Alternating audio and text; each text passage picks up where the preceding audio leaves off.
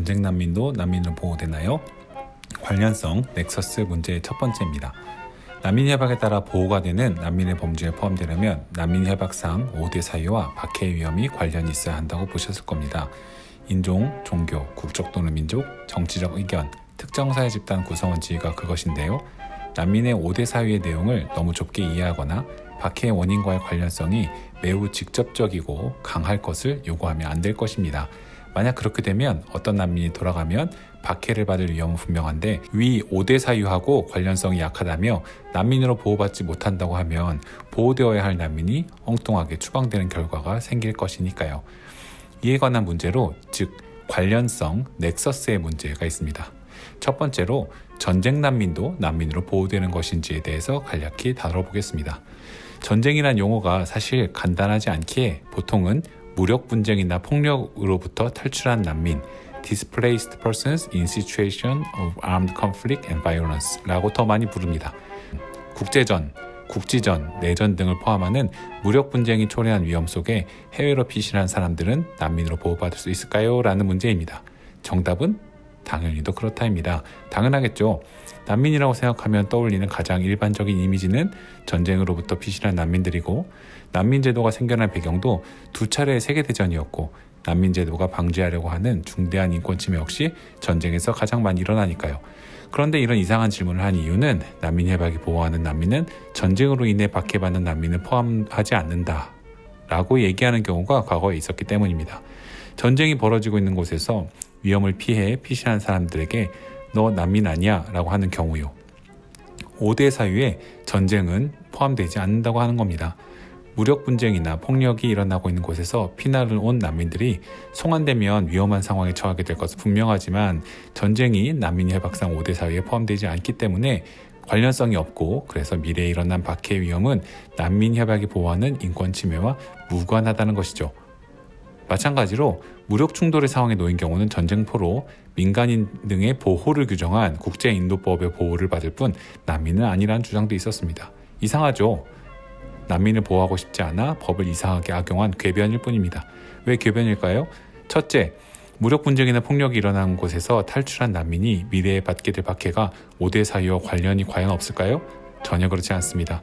무력 분쟁이나 폭력, 즉 전쟁이 벌어지고 있는 곳에서 받게 될 난민의 박해가 전쟁으로만 퉁쳐서 설명될 수 있을까요? 아닙니다. 전쟁은 국적국에서 일어나고 있는 폭력의 양상을 집약적으로 표현한 것일 뿐 그 자체가 박해의 사유가 아닙니다. A는 평소에 차별받던 인종으로 인식되는데 전쟁터에서 더욱 심각하게 인권 침해가 예상됩니다. 징집을 거부하고 가족을 데리고 피신한 B는 반정부적 정치적 의견을 가진 것으로 여겨져 처벌됩니다.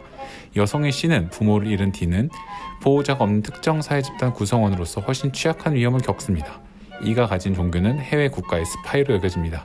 즉 개별적인 난민들의 사정을 고려해보면 구체적인 난민들의 박해의 위험은 난민 사유와 관련이 있는 경우가 많습니다.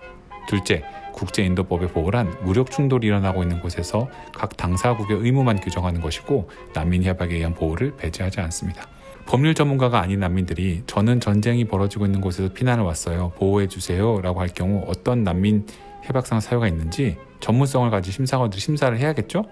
해외로 피난 왔던 대부분의 사정들은 정부에 반하는 정치적 의견을 가진 것으로 전쟁 상황에서 여겨지기에 그 나라에 그런 사정 없는지 여성, 아동, 장애인, 성소수자 등 소수자로서의 사정으로 인해 전쟁이 일어나고 있는 그 나라에 특별히 더 위험한 사정은 없는지 살피면 대부분의 난민들에겐 그런 사정이 없을 수 없습니다. 그런데 심사를 중단하는 것이죠. 난민 협약을 형식적으로 운용하고 있는 나라들에서 이러한 일이 일어나는데 대표적인 국가로 한국이 그렇습니다. 아, 당신은 시리아에서 왔죠? 돌아가면 위험한 이유가 전쟁이라고 쓰셨네요? 네, 그러면 전쟁은 난민 협약 사유가 아니니까 당신 난민 아니에요. 그 대신 인도적인 고려로 인도적 체류를 허가하겠습니다. 더 물어보고 조사하면 난민 협약상 사유와 연관성이 당연히 나옵니다. 한국에 있는 거의 모든 시리아 난민, 예멘 난민에게 이러한 일이 벌어졌습니다. 전쟁이 일어나고 있는 국가에서 왔다는 사정이 오히려 어디 국적이냐라는 것만 확인하고 난민 지위를 부정하는 근거가 되는 기가 막힌 일이 벌어지고 있는 것이죠. 유럽 등 해외의 난민 인정 국가들에서 시리아 난민들에게 대부분 난민주의를 부여하고 있는 것과 크게 대비됩니다. 특히 전쟁이 벌어지는 국가에서 피난 온 시리아, 예멘 난민들에게 한국 정부가 난민주의를 거부하고 인도적 체류만 허가하는 것은 사실상 제가 인도적 체류의 도피라고 부르는 행동인데요. 전문성이 없는 법적으로도 위법한 행동이기도 하지만 크게 보면 난민 수를 통제하기 위해 한국으로 오지 말라고 시그널을 보내는 다양한 행동, 그리고 한국에서의 정착을 돕지 않아 스스로 다른 나라로 다시 떠나가기를 간접적으로 압박하는 정책적 활동인지도 모릅니다. 그 결과로 대부분 난민지위를 유럽에서 받게 되는 시리아 난민들에게 한국에서는 2019년 12월 31일 기준까지 겨우 5명만이 난민정을, 1197명이 난민지위가 거부되고 인도 체류만 허가받은 것, 2018년에 제주도로 왔던 예멘 난민들에게 484명 중 1차 심사에서 단 2명만 난민정을 받았던 것에서 볼 수 있습니다.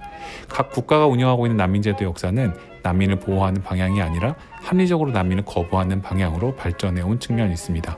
시민사회와 활동가들이 그와 같은 국가의 반인권적 작동을 막아내기 위한 정치행위 그리고 법률적 모색을 통해 돌파구를 계속 마련해가고 있는 것이죠.